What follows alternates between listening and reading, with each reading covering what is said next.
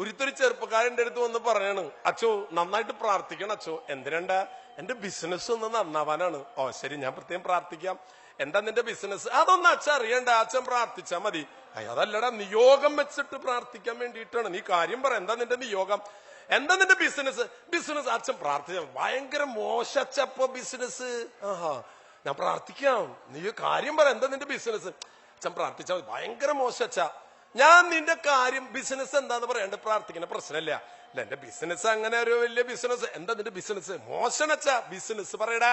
എനിക്ക് ഈ ശവപ്പെട്ടി ഉണ്ടാക്കണ ബിസിനസ്സനച്ചാ, അതിപ്പോ വളരെ മോശമാണ്.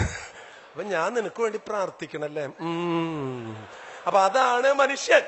അതായത് ആരെ ശവപ്പെട്ടിലാക്കിയാലും കുഴപ്പമില്ല, എന്റെ ബിസിനസ് നന്നാവണമെന്ന്. സഹോദരങ്ങളെ, ദൈവത്തിന്റെ സന്നദ്ധി ചെന്നാലേ ഇന്നു മുതലേ തരാന്ന് പറയാന്നൊരു തീരുമാനം എടുക്ക്. കൊടുക്കലാണ് പ്രിയമുള്ളവരെ സമ്പത്ത്.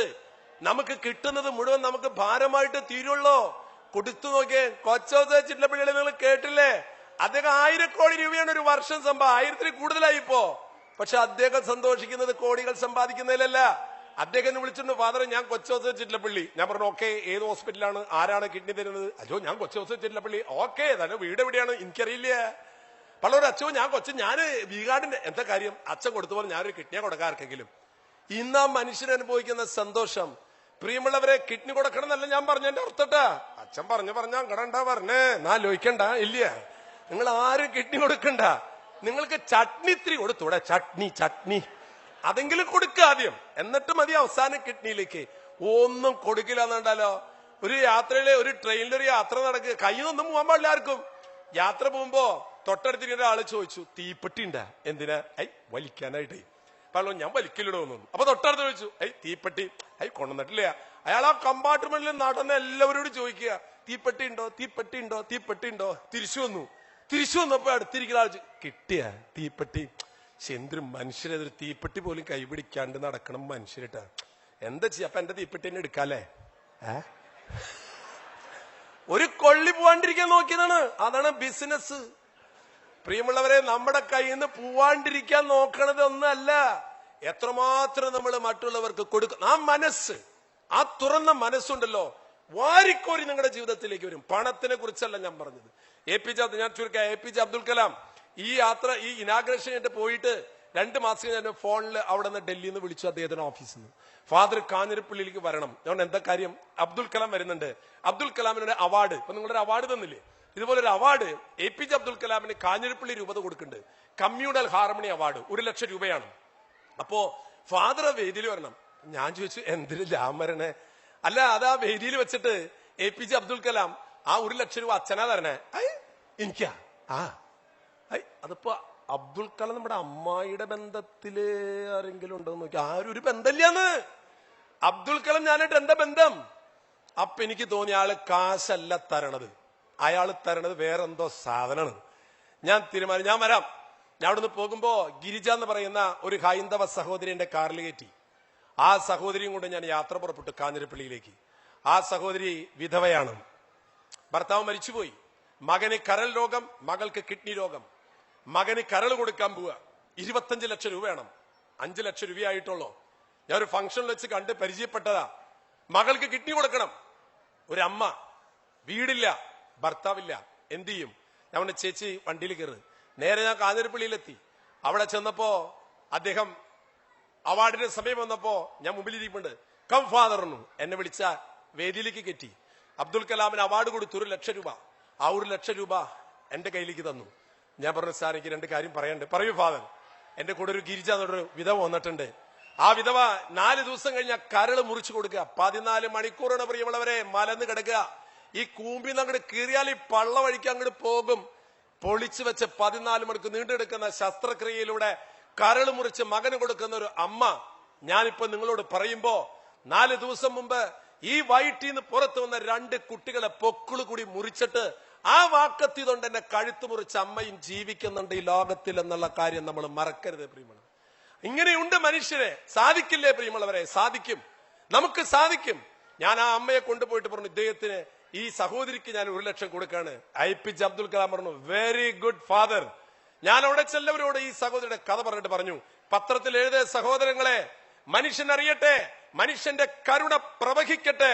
പിറ്റേ ദിവസം മീഡിയകളിലൊക്കെ വാർത്ത വന്നു. 3 ആഴ്ച കഴിഞ്ഞപ്പോൾ ഈ ഗിരിജ എന്ന് പറയുന്ന സഹോദരിയുടെ അക്കൗണ്ടിലേക്ക് വന്നത് 1,04,00,000 രൂപയാണ്. 3 ആഴ്ച കൊണ്ട്. മനുഷ്യരുണ്ട് പ്രിയമുള്ളവർ ഈ ലോകത്തില്. മനുഷ്യന്റെ മനസ്സില് ദൈവം വസിക്കുന്നുണ്ടെങ്കിൽ നമ്മൾ എല്ലാം കൊടുക്കും നമ്മൾ. അത് ലാഭമാണ് എന്ന് നമുക്ക് തോന്നും. അതിനുശേഷം ഓപ്പറേഷൻ കഴിഞ്ഞു. 40 ലക്ഷം രൂപ ആ മകന്റെ പേരിൽ ഡെപ്പോസിറ്റ് ചെയ്തു. ഗിരിജ എന്ന് പറയുന്ന ചേച്ചിക്ക് 25 ലക്ഷം വീട് വാങ്ങിച്ചു കൊടുത്തു. 15 ലക്ഷം ആ ചേച്ചിയുടെ ഡെപ്പോസിറ്റ് ഇട്ടു. ആ മകൾക്ക് 10 ലക്ഷം ഇട്ടു. എന്റെ കയ്യിൽ 10 പൈസ ഇല്ല, എനിക്ക് ബാങ്ക് അക്കൗണ്ടും ഇല്ല, ഒരു പ്രോപ്പർട്ടി ഇല്ല. അതിന്റെ ഒരു സുഖം അനുഭവിക്കുന്ന ആളാണ് ഞാൻ. പക്ഷെ ഇന്ന് ആ സഹോദരിയുടെ കയ്യിൽ പണം എല്ലാം കൊടുത്തു, എന്റെ കയ്യിൽ ഒന്നുമില്ല. എന്താ സുഖം?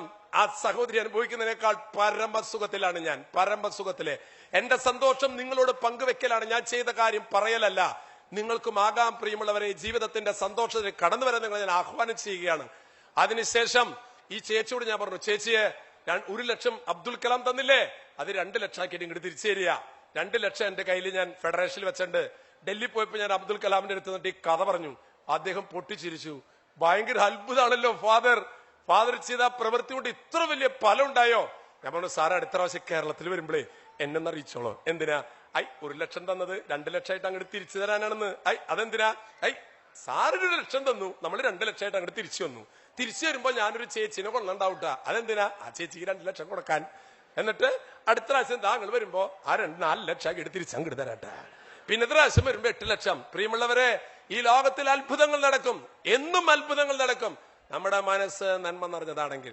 ഞാൻ എന്റെ വാക്കുകൾ ചുരുക്കുന്നു. നിങ്ങളുടെ ഈ സ്നേഹത്തിനും നിങ്ങളുടെ ഈ വലിയ കാരുണ്യ പ്രവാഹത്തിനും സന്തോഷമുണ്ട്.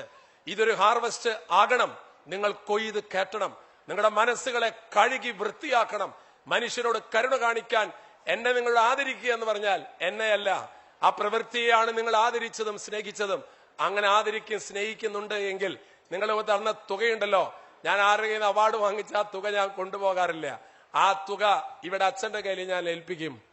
ഇവിടെ വന്നുകൂടിയിരിക്കുന്ന എല്ലാവരും കേട്ടല്ലോ, നിങ്ങള് 10 ദറംസ് വെച്ച് അച്ഛന്റെ കയ്യിൽ കൊടുക്കുക, ഈ അക്കൗണ്ടിലേക്ക് കൊടുക്കുക, ഈ തുകയിൽ വെക്കുക. എന്നിട്ട് ഇവിടെ ഒരു കിഡ്നി രോഗി കഷ്ടപ്പെടുന്നു, അവൻ മരണത്തോട് മല്ലടിക്കുന്നു, അവൻ അത്ര അർഹതപ്പെട്ട വ്യക്തിക്ക് അത് നിങ്ങൾ കൊടുക്കുമ്പോൾ നിങ്ങൾ കൊയ്ത് കേറ്റും പ്രിയമുള്ളവരെ ജീവിതത്തിൽ. അതുകൊണ്ട് ഈ പൈസ ഞാൻ ഇവിടെ വെക്കുകയാണ്. എന്നെ കേട്ട എല്ലാവരും അച്ഛന്റെ കയ്യിൽ എനിക്ക് അത്രയൊന്നും എനിക്ക് അറിയില്ല. പക്ഷെ അതിനുവേണ്ടി ദൈവം ഒരു മനുഷ്യനെ നിശ്ചയിച്ചിട്ടുണ്ടാവും. ആ ആൾ ആരാണെന്ന് പോലും എനിക്കറിയില്ല. അങ്ങനെ വേണം. ചെതൽ പിടിക്കാത്ത, കള്ളം കൊണ്ടുപോകാത്ത സമ്പത്ത് സമ്പാദിക്കണം നമ്മൾ മരിച്ചു പോകുമ്പോ മക്കൾക്ക് കൊടുത്തതിന്റെ കണക്കൊന്നും സ്വർഗരാജ്യത്തിൽ എഴുതി വെച്ചിട്ടുണ്ടാകില്ല. ഈ UAE നിങ്ങൾ എന്ത് സമ്പാദിച്ചു എന്നുള്ളത് സ്വർഗത്തിൽ എഴുതില്ല. മനുഷ്യന്റെ ഹൃദയത്തിൽ സമ്പത്ത് സമ്പാദിക്കണം പ്രിയമുള്ളവരെ. മനുഷ്യന്റെ ഹൃദയമാണ് ബാങ്ക്. ഓരോ മനുഷ്യനും നമ്മൾ ചെയ്യുന്ന നന്മ പ്രവർത്തികൾ അവന്റെ ഹൃദയത്തിൽ ചെന്നാൽ പേരിൽ ഡെപ്പോസിറ്റ് ചെയ്യും ഈശ്വരന്റെ ദൈവത്തിന്റെ സന്നദ്ധിയിൽ. എന്റെ വാക്കുകൾ ഞാൻ ചുരുക്കുന്നു. സന്തോഷമുണ്ട്, തികഞ്ഞ സന്തോഷമുണ്ട്. നിങ്ങളുടെ അവാർഡ് അത് നിങ്ങളുടെ സ്നേഹമാണ്. പക്ഷെ എനിക്ക് നിങ്ങളോട് പറയാനുള്ളത്, നമ്മൾ ഈ UAE വന്നിട്ട് മലയാളികൾ ഇവിടെയുള്ള മനുഷ്യ സമൂഹത്തിന്റെ മുമ്പിൽ കാണിച്ചു കൊടുക്കണം, മലയാളിയുടെ മനസ്സ് തങ്ക മനസ്സാടോ. Thank you very much.